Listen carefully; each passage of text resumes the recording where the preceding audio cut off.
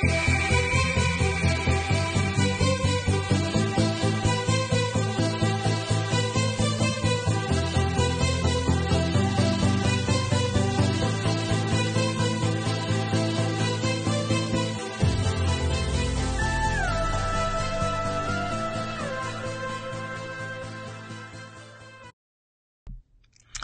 afternoon, good morning, good evening, wherever you are in this great world we live in. My name is Jack Branch. I'm located in Covington, Louisiana, and my motto is, if you want to work your whole life, that's your business. If not, that's my business. And, I've had some folks recently, ask me a question about, they're like, Jack, why do you make that statement? Because I don't ever think that I will retire, quite frankly. You almost make it sound like that people would want to stop. And that's not the point. The point is, doing this show is really a lot of people are going through different things in life that are challenges, what I call valleys, either in their health or their wealth. Some people are barely hanging on financially, going through great times. Others are approaching some challenging times. So welcome to the show, and my focus is really to interview people, entrepreneurs, people of faith, and also people in the health industry really doing things different. So if you like this content, definitely share it. And I've got some great information for you today. And really the topic of this show is you finance everything you buy. You finance everything you buy, including if you pay cash. Let that sit in for a minute. You finance everything you buy, including paying cash. Now, if that doesn't mess with your head a little bit, I don't know what will, but it's very critical to understand that every economic decision that you make, or every purchase that you make for some good or service, even lifestyle, if you lose that money, how long do you lose it? You lose it forever. And so there's really this analogy that there's three people. We really only think there's two types of people. We think there's either the debtor or the saver. And the difference in the two is that I'm going to show you here in a moment. So I'm going to run this video, and then we're going to have a conversation about the message.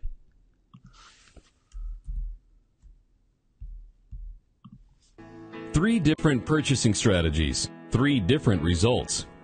The debtor is someone who works to spend. They basically spend everything they make, and it takes everything they make to live. They have little to no savings. They do not have money in accounts that are earning interest, and when they buy big-ticket items, they borrow and pay non-negotiable interest rates. The saver is someone who pays cash for their purchases to avoid paying interest. They understand that if they pay interest, their purchase will cost them even more, and they're willing to postpone gratification long enough to save for their purchase. They save. They earn some interest in the account while they're saving, and when they have enough, they drain the tank, pay cash, and begin saving for their next purchase. The wealth creator has a balanced cash flow position, meaning their current lifestyle is not out of balance with the savings required to support their future lifestyle. They are saving enough for their future for them to be able to retire at the same standard of living they are enjoying today.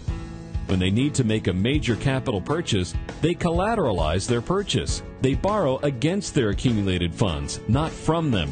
They never interrupt compounding on their money in the future lifestyle accounts. They make principal and interest payments from their current lifestyle cash flow, preferably at lower rates than their money is earning. How you pay for things along the way can have a big impact on how much money you have down the road.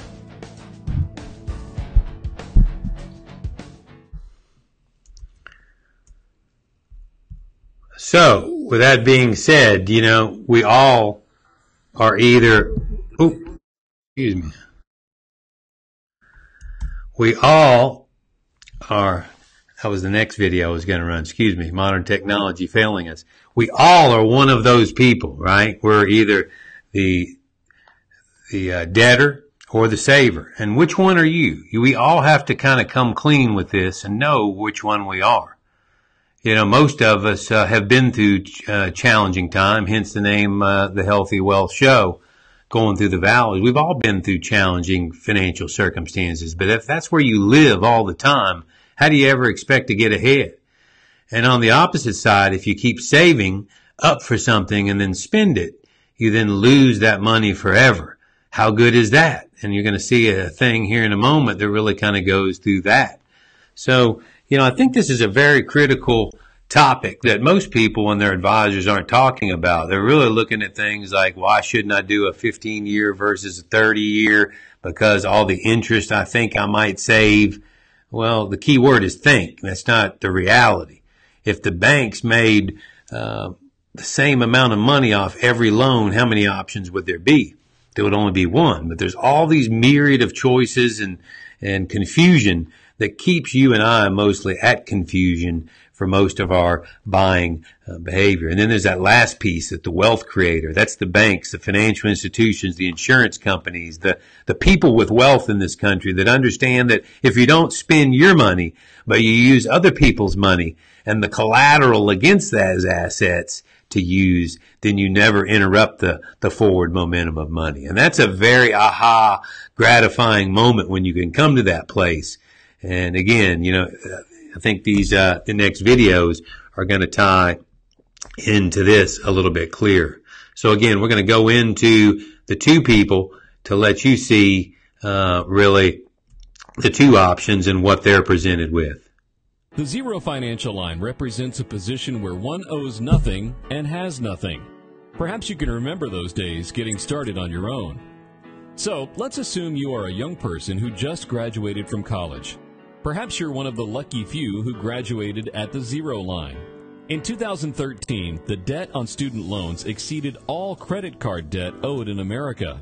Unfortunately, many young people today are entering the workplace far below the zero line, saddled with student loans with no understanding of how or what it's going to take to get above the line. You get out of school and get a job. You have a steady paycheck and you need a car, so the first thing you do is go to the showroom and pick one out. With your job and the car as collateral, you are given a loan and you drop below the zero line. You now start working your way back to becoming a zero, financially speaking. Then you get married and rent an apartment and eventually buy a house. Now there are two in debt working their way back to zero. Then children come along, and the odds of being able to put away enough money to pay off all your loans at interest and live on the top side of the zero line are becoming a forgotten dream. Unfortunately, the bulk of Americans live in this position with little or no chance of ever living debt-free. A smaller amount of the population, called savers, have learned to do without until they have the money. But when something comes along that requires their savings, they must drain the tank to avoid paying interest and start saving for their next expense. There is another segment of people called wealth creators, who save and invest some of their current cash flow for their future lifestyle.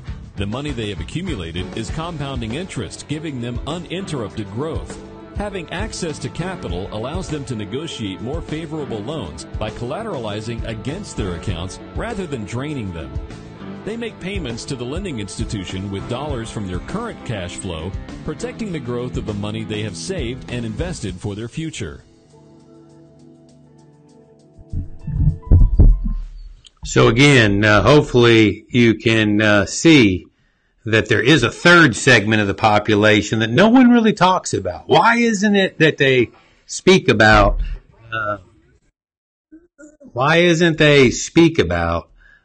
This third item called wealth creator? Why does everybody either a debtor or a saver? Why doesn't anybody really unveil what that third component is about how to use collateral and collateralization? And I think really the reason why is because when you understand this, then your behavior changes. And when your behavior changes, the institutions that have been, quote unquote, being bookies and pinstripes don't get paid any longer. So when your behavior changes and they don't get paid any longer, there's no reason for you to become educated. So that's the question you need to ask yourself is the people that you're getting financial advice from, or even if you're listening to Dave Ramsey and he's saying you should pay cash for something. I think this next slide is going to really have you really woken up at night. I hope it does. And whether you reach out to me or not is irrespective. If you want to reach out, you can definitely reach out to me at 504-520-8048, or you could sign up for a complimentary consultation at www.meetwithjack.com. I'll give you 30 minutes to ask you some questions. And typically we find 10 to 15% of your gross income that you're losing to somebody else other than your family. So again, if you're making $200,000 and we know we can find $20,000 to $30,000 that's going to somebody else other than you all to be able to create that wealth creation thought process, then you're ahead of the game. You took no risk. You didn't have to do anything extra. It was found money that was once lost. So I want you to watch this last piece, because any of you that think that paying cash is good, after you watch this, I don't believe that you're going to say that any longer. So let me pull this up. Bear with me.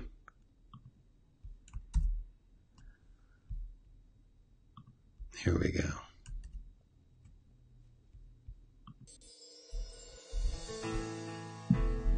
The problems with paying cash. Okay, we all know debt is a problem, but how can paying cash be a problem? In order to be able to pay cash, one must be a saver, which is a problem for many.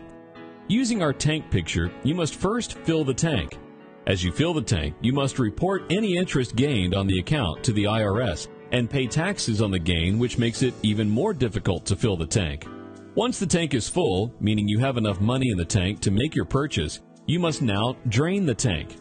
When you drain the tank, you now have lost the money you took out of the tank, plus the interest the money would have earned had you not taken it out. Each time you drain the tank, you reset compounding. By that, we mean you have forfeited the growth the money in the tank would have earned and must start the compounding process all over. Suppose you were going to enter a 10K race. You get your number and line up at the starting line, and when you hear the gun, you start running along with all the others. While you may not be in the lead, you're doing pretty well compared to the rest of the runners. About 2 miles into the race, you begin to get thirsty. As you plod along, you remember that they had bottles of water on the tables at the starting line. So, you run back to the start and get a drink and then return to the race. What are the chances you will ever catch up to where you were? Not good. Have you been resetting compounding? Give us a call and learn how you can avoid this crippling financial decision.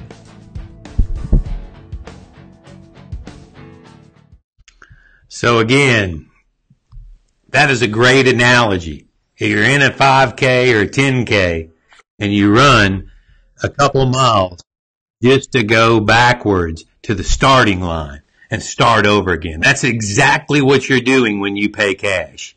So the next time that somebody tells you and they bow up and they go, I paid cash for that, maybe you should be thinking about that imagery, about doing a 5 or a 10K, going back to the finish line or the starting line to start over and trying to catch up with the rest of the pack. It's almost impossible. That's why people are struggling. That's why most of the time they're in the valley indefinitely. So in order to get out of the valley, you have to ask for help. And I'm here to tell you that if you're getting the conventional advice that's out there about save more, spend less, pay your fair share of taxes, that's probably not the advice that's going to get you to the mountaintop to really be able to view your financial world in a whole different manner. I hope you've liked this content.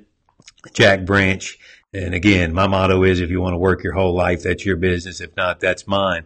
And every Tuesdays and Thursdays we do these shows. Usually I'm interviewing people, but I decided to bring you some content today to be thinking differently about being a saver, a debtor, or a wealth creator. And if you're not really understanding the wealth creator component, reach out to me and my partner, and we can share more information about what that looks like. So whether you're 30, you're 40, you're 60, you're 80, the principles apply the same. So you guys have an awesome day. And again, see you on the next video. Bye-bye.